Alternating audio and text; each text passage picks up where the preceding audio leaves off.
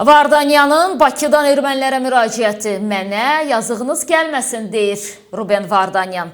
Bakıda hərbi cinayətlərdə ittiham edilən və məhkəmə prosesi keçirilən Ruben Vardanyanın ailəsinə göndərdiyi səs yazısı ictimailəşib. Vardanyan bu səs yazısının yayılmasını özü istəyib və tam 11 dəqiqəlik bir müraciətdir. Səs yazısında mühüm detalları sizə təqdim eləyəcəyi hər şeydən öncə bu səs yazısı geniş müraciət Bakıda mühakimə olunan Ruben Vardanyanın bütün hüquqlarından maksimum istifadə etdiyini ortaya çıxardır. O, vaxtaşırı olaraq ailəsi ilə təmasdadır və onun bu böyük müraciəti təsdiqləyir ki, ailəsi ilə danışıqlarına və erməni cəmiyyətinə müraciətinə də hər hansı məhdudiyyət qoyulmayıb. Digər tərəfdən Ruben Vardanyan bu səs yazısı ilə erməni mediasında və erməni diasporunun təsiri ilə bəzi beynəlxalq media orqanlarında yayılan iddiaları alt-üst eləyir. Belə ki, bir müddət öncə Vardanyanın saxlanılanlardan öncəki və sonraki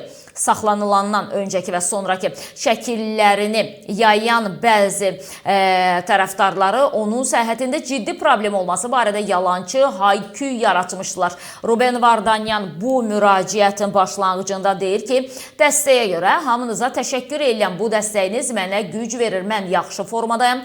Tam sağlamam və səhhətimlə bağlı hər şey normaldır. Ailəsindən onlara verdiyi əziyyətə görə üzr istəyən Vardanyan qeyd edir ki, bu yolu özü seçib. Mən nəyə getdiyimi bilirdim və daha ağır şərtlərə hazır idim və yenə də hazıram. Mən qurban deyiləm. Mənə görə acımaq lazım deyil, çünki bu mənim şuurlu seçimim olub. Bu əslində Vardanyanın açığı etirafıdır. O nə etdiyini bildiyini və bunun nəticələrinə əvvəlcədən hazır olduğunu təsdiq eləyib. Ötən ilin aprelində 20 günlük aclıq elan etməsi məsələsinə də toxunub. Yalnız bir istəyi var ki, məhkəməyə xarici jurnalistlər və müşahidəçilər buraxılsın və onun işi digər mühakimə olunanlarla birləşdirilsin. Ruben Vardanyanın milyardlıq sərvəti var. Təsadüfi deyil ki, Bakıda mühakimə olunan Ermənistan vətəndaşları arasında yalnız və yalnız o daha çox yada salınır. İstər erməni mediasında, istər xarici mətbuat orqanlarında və bəzi deputatların dili ilə.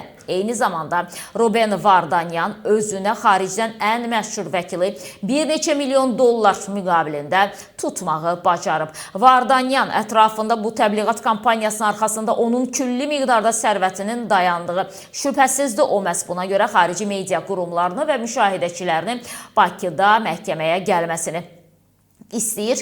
Bir anlıq düşünək, hansı meyarlara görə hansısa beynəlxalq media qurumu öz əməkdaşını Bakıya göndərib aylarla burada qalmasını tələb etməlidir. Bu məlumatlar onlara hansı dividendlər gətirir və yaxud da ki, müşahidəçilər. Bəllidir ki, belə bir izin olarsa gələnlər hamısı Vardanyanın milyonları hesabına təmin ediləcəklər və onların hədəfi də burada reallığı və məhkəmə prosesini, həqiqəti işıqlandırmaq yox, məhkəməni şouya çevirmək və bundan öz məqsədləri üçün istifadə etmək olacaq. Yada salaq ki, Vardanyan Ukraynanın qara siyahısındadır. O cümlədən bir neçə gün öncə Latviya Seyminin bir qrup deputatı onun layiqincə məhkəmə olunması tələbi ilə Azərbaycana müraciət etdilər. Ruben Vardanyanın Rusiya oliqarxiyasının çirkli pullarını yumaqla məşğul olduğu və bundan 100 milyonlar qazandığını Avropa mediası dəfələrlə gündəmə gətirib və bu araşdırmalar Ruben Vardanyan Azərbaycan ərazisinə gəlməzdən 5 il öncə 2017-ci ildən dünyanın ən nüfuzlu media orqanlarında dərc edilir. Və o yalnız Rusiya-Ukraynada müharibəyə başlayandan və bu ölkəyə deməli Ruben Vardanyanla bağlı həddindən artıq çoxdur məlumatlar. Ona görə belə deyək ki, bəzən o ara sıra yerini də itirə bilirəm.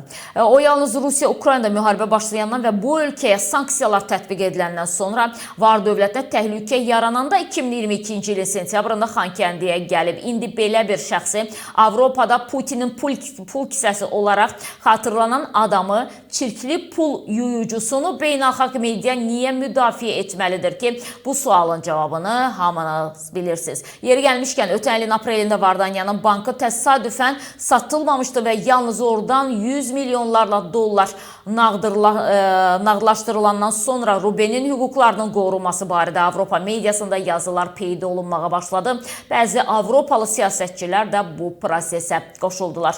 Vardanyan müraciətində Azərbaycanlılara təşəkkür də eləyir. Burada ünsiyyətdə olduğum Azərbaycanlıların böyük əksəriyyətinə təşəkkür etmək istəyirəm. Onlar məni düşmən hesab etmələrinə baxmayaraq insani dəyərlərə sadiqdirlər. Baxmayaraq ki, mənə etirazları və iradları var. Onlar humanist yanaşmalarını qoruyurlar. Vardanyan əslində bu sözlərlə saxlanılanlara qarşı Azərbaycanın hansı humanist yanaşma sərgilədiyini birbaşa etiraf etmiş olur. Xatırlatmaq istərdik ki, 90-cı illərdə mülki insanların qətrə yetirilməməsi üçün əsir götürülməsinə razı olan Natiq Qasımovu ermənilər dəhşətli işgəncələr verəndən sonra tikə-tikə doğramışdılar. Hansı ki, ona Azərbaycan prezidenti İlham Əliyev, söhbət Natiq Qasımovdan gedir. İlham Əliyev Azərbaycanın milli qəhrəmanı adını da verdi. Və ermənilərin girov götürdüyü mülki insanlara hansı işgəncələr verilməsini o dəhşətlərdən sağ çıxanlar bədənlərində hələ də qalan işgəncə izləri ilə sübut eləyirlər. Vardanyan daha sonra sülh mesajı verir və bildirir ki, qonşularla birgə sülh içərisində yaşayacağı günə inanır. Bunun üçün uzun müddətli sülh sazişinin yalnız sənəddə deyil, münasibətlərdə də olmasından bəhs eləyir. Nədənsə Qarabağa gələrkən və ittiham haqqında elan olunduğu kimi erməni terror təşkilatlarını maliyyələşdirərkən Ruben Vardanyan qətiyyən qonşularla dinc və sülh şəraitində yaşamaq barədə düşünməmişdi. İndi dəmir barmaqlıqlar arxasında olanda deyəsən ağlı yavaş-yavaş başına gəlir.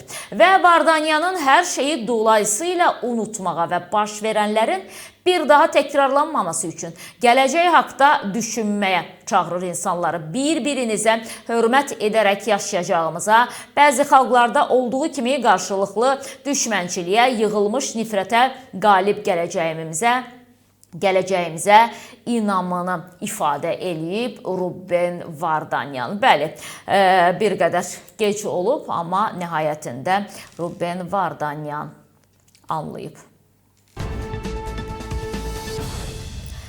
Milli Məclis təklif səsləndirdi. Əliyevə bu mükafatın verilməsi ədalətli olardı. Hər birimiz qürurla deyə bilərik ki, 30 illik işğala, soyqırımı və köçkünlüyə həsr olunan məruzələrdən də xilas olmuşuq. Deməli, Milli Məclisin deputatı Zahid Oruç bunları deyib. Onun sözlərinə görə azadlıq haqda dünyəvi qanunları, bəşəri arzu və ideyaları gerçəkləşdirən Prezident İlham Əliyevə Nobel mükafatının verilməsi ədalətli qərar olardı. Xalqımızın qalibiyyət haqqı özünə qaytarıldı. Bəli, qələbəmiz universal hüquq və ali qanunçuluq hadisəsidir. Təkcə 100 minlərlə məcburi köçkünün deyil, hər bir Azərbaycanlının konstitusion haqqı gerçəkləşib. Deputat yaxın şərqdə döyüşən Azərbaycanlıların yaxınlarının ölkəmizə qaytarılmasının diqqətdə saxlanıldığını xatırladıb. Rusiya-Ukrayna savaşında hər iki tərəfdə vuruşan Azərbaycanlıların taleyi diqqətdədir. Ümidvarıq ki, Suriyada hakimiyyət dəyişikliyi, dövlətimizin beynəlxalq nüfuzunun güclənməsi və nəhayət Dəməşqdə səfirliyimizin açılması gələcəkdə vətəndaşlarımızın belə avantürist əməliyyatlarda iştirakına imkan verməyəcək.